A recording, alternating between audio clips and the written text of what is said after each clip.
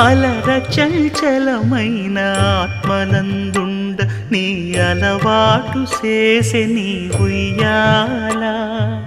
అలర చంచలమైన ఆత్మనందుండని అలవాటు చేసే నీ ఉయ్యాల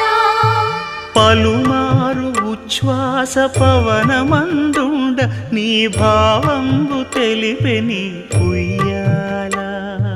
పలుమారు ఉచ్ఛ్వాస పవనమందుండని నీ భావంబు తెలిపే నీ ఉయ్యాల